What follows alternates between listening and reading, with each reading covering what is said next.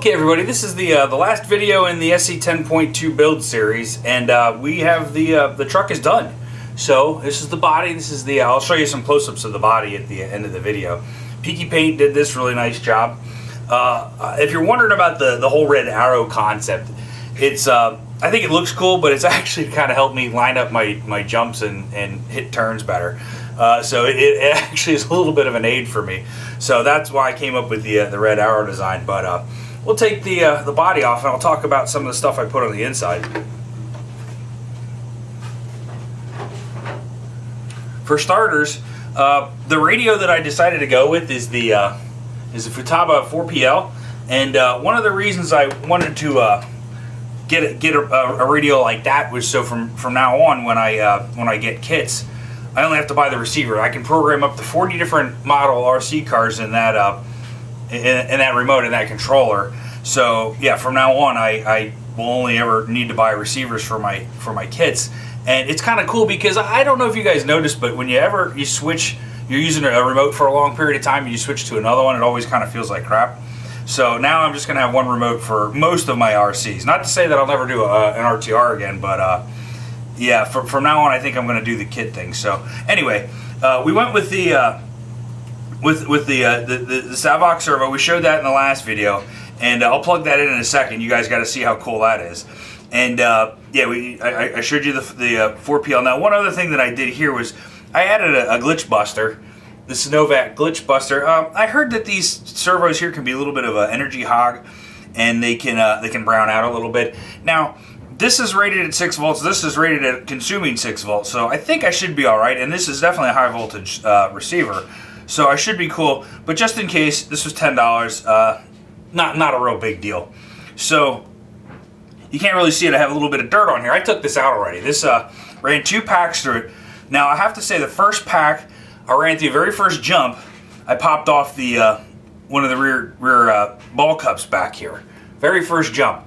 And I immediately went onto a forum and found out that that's kind of a problem. So, you know, one of the first upgrades these guys do that buy SC10s and they race with them is they switch over to RPM. So I actually ordered some RPM ball cups, not because of that, but because over here, if you can see, I busted a ball cup off the steering link. That was on the second pack, running out in the street. So now I'm waiting once again for the mail to come in. So anyway.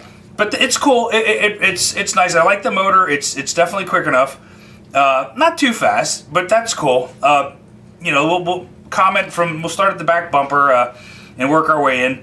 You know, I think this looks pretty durable. I like the motor so far. I think that's cool. These body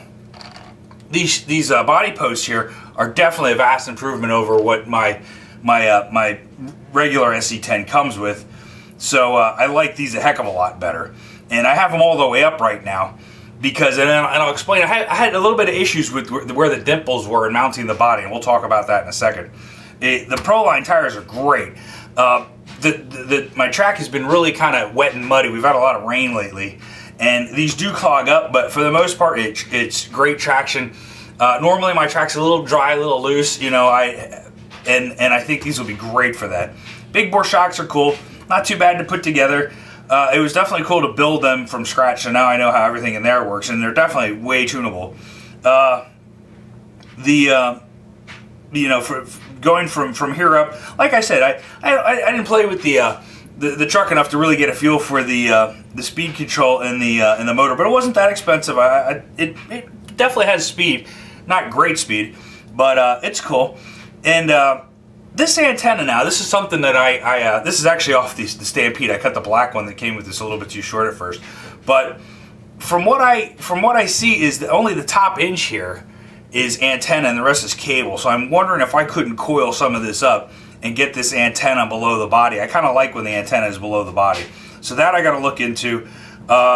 And the servo. The servo is great. So I'm going to go ahead and plug this car. No, let me talk. We got the LiPo here. My first LiPo Wolfpack. I'm actually shocked at how light these are. That's all the stuff I read about LiPos. I never really got the idea that they were really light. But this is 3,300 milliamp per hour pack MAH. You know, 7.4 volt. So it's it definitely was cool. I liked the fact that the performance of the car stayed the same throughout, and it did.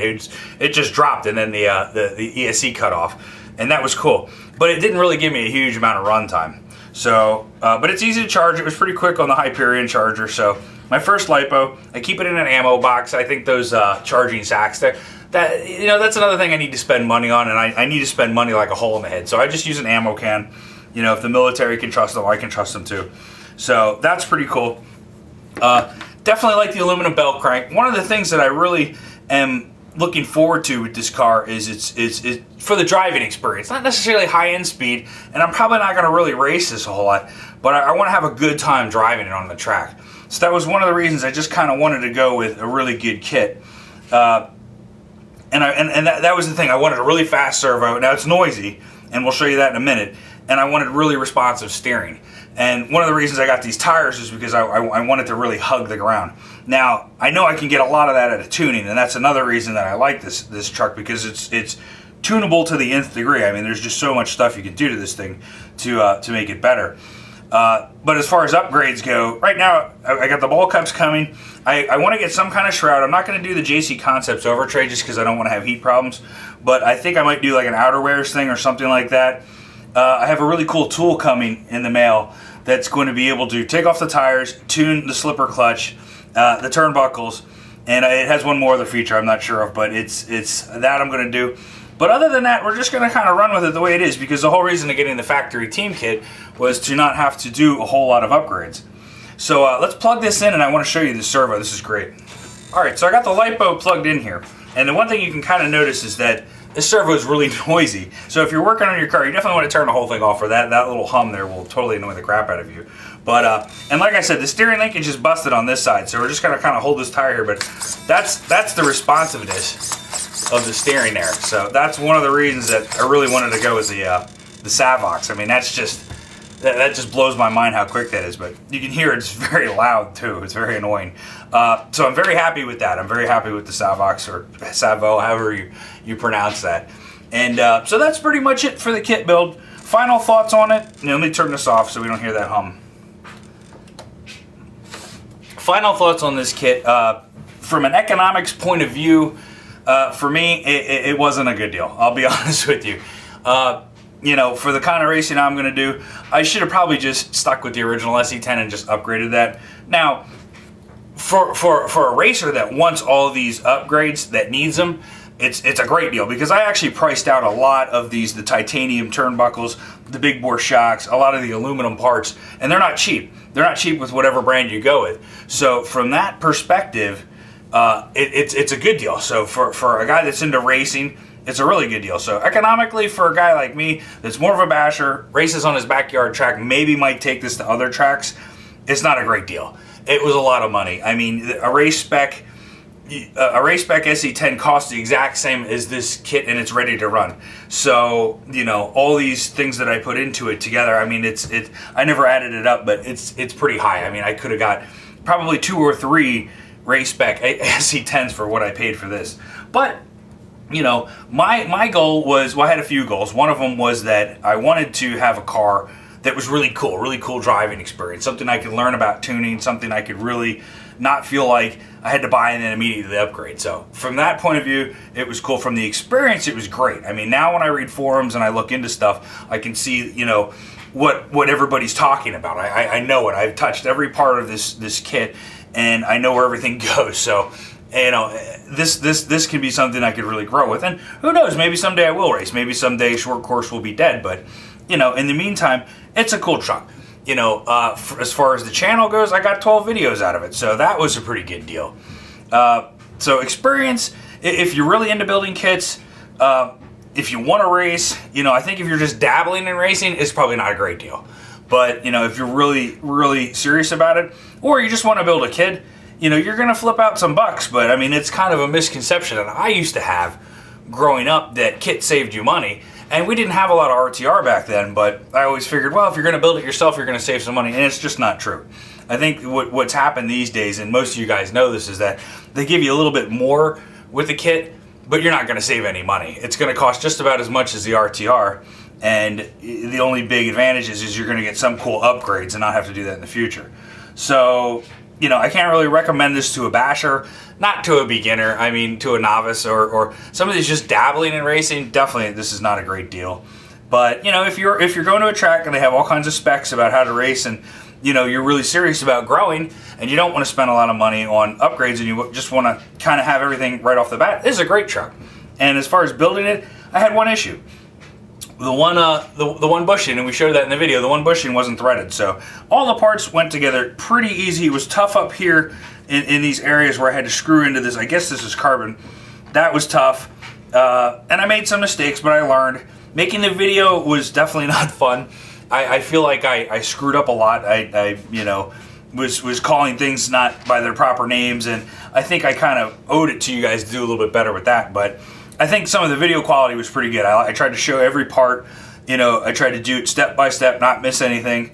Like I said, at the end of the electronics, I did a lot of playing around with this stuff, so doing a step-by-step video on that wouldn't have made sense. I mean, it took me a while to set my mesh and to do all that kind of stuff, so that's why I kind of hammered that out at the end. But, making the video took a little bit of the enjoyment out of it, took a little bit of the experience out of it, but at the same time, I think it's good video, and hopefully this helps people that are going to build an SC10 or an SC10.2 in the future.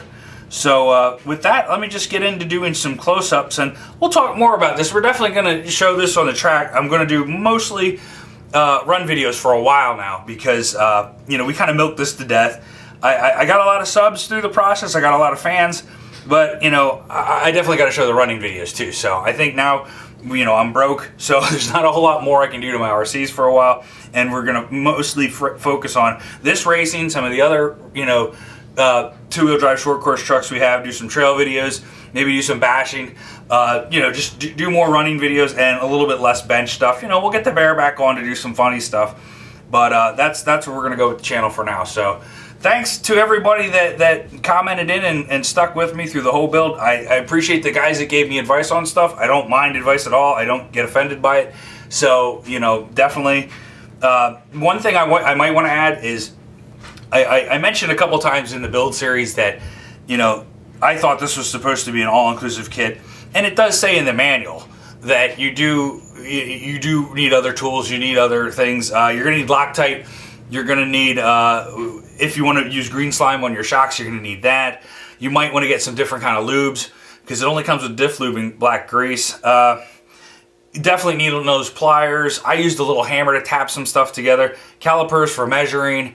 Another thing I want to mention too about measuring is that the right off the bat, the steering linkage was off. I mean, it was like the tires went out like that. So I changed that right away. And another thing, let me get the body here. This, and you'll see this better on the close-ups, is that I used the dimples right here. And I don't know if you can kind of see it, but the whole thing looks kind of pushed forward about 1/8 of an inch. I don't know if it's because I use new body post or whatever, but you might want to just kind of move your holes a little bit past the dimple. Check it out ahead of time. I gave this body to Peaky right away, so I didn't really get to check it out in advance. But, I just feel like the whole thing is just kind of shoved forward a little bit. Not bad, and it doesn't really bother me.